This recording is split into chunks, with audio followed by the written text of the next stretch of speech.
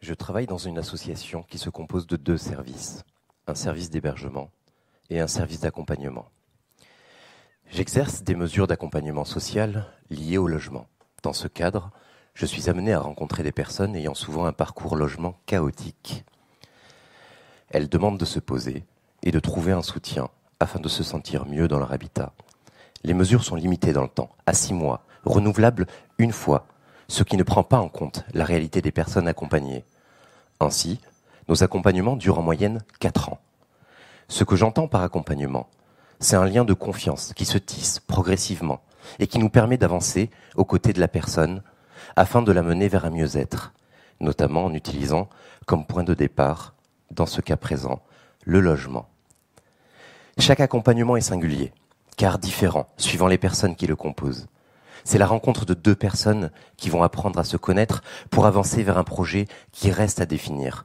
Je suis souvent touché par les personnes que je rencontre. Elles ont un parcours de vie semé d'embûches, de ruptures, et j'admire leur capacité à rester debout. Elles ont de la ressource et une envie de s'en sortir. J'ai choisi de présenter la situation de Monsieur N, que j'accompagne depuis 5 ans. Monsieur N est orienté vers nos services en septembre 2008 par son bailleur. Dans l'exposé social, il est précisé que Monsieur N a rencontré des impayés de loyer dès son arrivée dans les lieux. À plusieurs reprises, des délais lui ont été accordés et des accompagnements avec le service social lui ont été proposés, mais en vain. Lors d'un rendez-vous, Monsieur a pu s'exprimer sur ses difficultés à gérer ses papiers et il avait besoin d'être accompagné dans ses démarches. Il est conscient qu'il se met en danger, mais il n'a aucune explication. Nous nous sommes interrogés sur les problématiques rencontrées par monsieur, isolement, déni de sa situation et cette fameuse mise en danger. Nous rencontrons monsieur N pour la première fois en janvier 2009. Il est accompagné d'un travailleur social du chantier d'insertion. Monsieur N s'exprimera peu à cet entretien. Il valide ce que peut dire le travailleur social. Il acquiesce lorsqu'elle précise qu'il faut être à ses côtés, lui rappeler constamment les rendez-vous et le rebooster si besoin. Monsieur N est âgé de 46 ans. Il perçoit la AAH. Il a travaillé auparavant dans le bâtiment. Il était plaquiste. Il aime se souvenir de ces moments où il était en mouvement. Il avait de la patience. Et il était reconnu pour savoir transmettre ses connaissances dans le secteur du bâtiment. Son dernier emploi remonte à 2009. Depuis, il dit ne plus avoir l'énergie pour se lever le matin. Occuper un poste à temps plein, même à mi-temps. Tout cela lui semble trop lointain, trop compliqué. Il vit donc avec son frère jumeau et leurs 3 chiens dans un T2 depuis plus de 15 ans. Son frère n'a pas déclaré à la CAF son colocataire. Il perçoit le RSA. Le bailleur a connaissance de cette situation et accepte de fermer les yeux. Son apparence physique, grand, sec, cheveux longs, des poils de chien sur les vêtements, une odeur de cigarette, un sac à dos rempli de papiers administratifs qui semble très pesant, une sorte de fardeau qu'il porte sur son dos et qu'il supporte. À la question « Comment allez-vous ?», il détournera la réponse systématiquement par « Et vous ?» Je décrirai Monsieur M comme quelqu'un de fataliste. Il a conscience de ses difficultés. Tout est de ma faute, dit-il. Je sais que c'est moi qui me mets dans la merde. Je dois aimer ça. Il explique que suite à un coma, il a perdu une partie de ses facultés. Il n'arrive plus à souvenir des rendez-vous qui lui sont fixés, des démarches qu'il doit entreprendre. Monsieur semble résigné. Il n'arrive pas à se projeter dans l'avenir.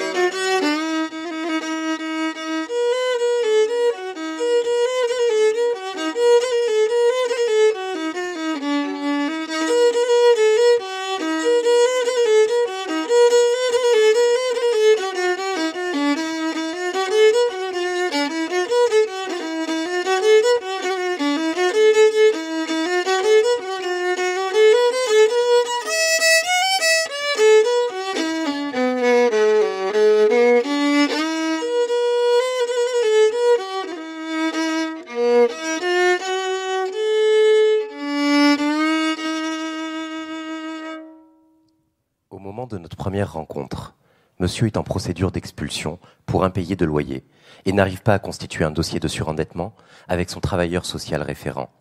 Il explique vivre au jour le jour et assumer la situation. Je sais que je suis responsable de ce qui se passe. Si je suis expulsé, je retournerai à la rue. Mais en disant cela, je n'arrive pas à faire mes démarches. Je sais que j'ai tort et que j'ai pas envie de me retrouver à la rue. Mais je loupe tous mes rendez-vous.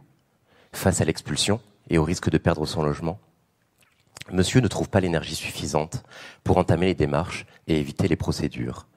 S'il n'était pas entouré d'un travailleur social, il serait sans doute déjà expulsé. Que signifie cette attitude ? Il arrive, malgré les situations extrêmes, à trouver un relais suffisant pour le soutenir, ou peut-être pour faire à sa place. Lors des rendez-vous suivants, plusieurs questions me taraudent. Comment accrocher une personne aussi fataliste ? Comment le faire sourire ? Comment lui permettre d'avancer dans une perspective du moins pire ? Je me sens touché par monsieur, par son histoire, son parcours de vie, sa lucidité sur sa situation et à la fois son fatalisme. Rapidement, je me retrouve en position d'espérer pour lui, d'imaginer un avenir meilleur pour lui. Je le sens empêché de quelque chose ou par quelque chose que je ne saurais déterminer. Monsieur, lui, ne semble pas démonstratif dans sa demande d'accompagnement, mais se dit que cela pourrait peut-être ne pas lui faire du mal. D'ailleurs, monsieur n'a pas de demande explicite. Il est en mode survie. Lorsque je me rends à son domicile, son frère est toujours présent.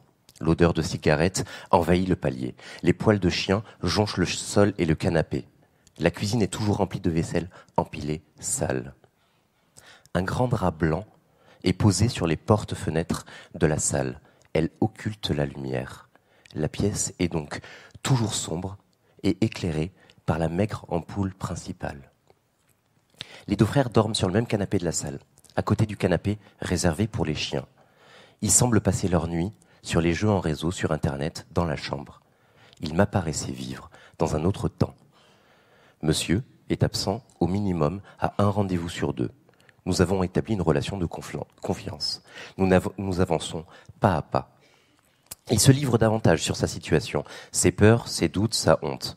Je ressens qu'il est touché par le fait que je maintienne les rendez-vous et que je ne le réprimande pas à chaque absence. Je lui montre que je l'accepte tel qu'il est, sans le juger. Progressivement, nous sommes amenés à parler de sa rupture affective, qui l'a tant bouleversé et qui l'empêche d'avancer. Elle est peut-être là, la clé. Nous accompagnons Monsieur M depuis 5 ans. Monsieur a avancé. Il a évité l'expulsion. Il est toujours autant absent au rendez-vous. Cela fait partie maintenant de l'accompagnement. Je trouve que cet élément est essentiel. Je pense que dans certaines institutions, la dimension temporelle de Monsieur N n'aurait pas permis le maintien d'un lieu et d'un accompagnement. Au sein de notre service, nous pouvons encore avoir cet espace. Espace possible pour aller au rythme des personnes. Monsieur a besoin de temps, nous avons un rapport au temps très différent. J'ai plutôt tendance à faire les choses rapidement, alors qu'il a besoin de plusieurs semaines pour réaliser une démarche. Je me suis adapté à son rythme, même si parfois, je me sens lassé de devoir le relancer continuellement. Pourtant, je continue.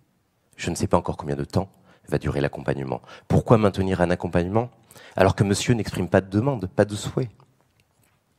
Il dit ne pas oser se projeter, car dès qu'il le fait, il lui arrive une merde. Quand il n'a pas de projet, il ne prend pas de risque, et ça ne fait pas mal. Il a l'impression que sa vie est ponctuée d'échecs à répétition, et que rien ne changera.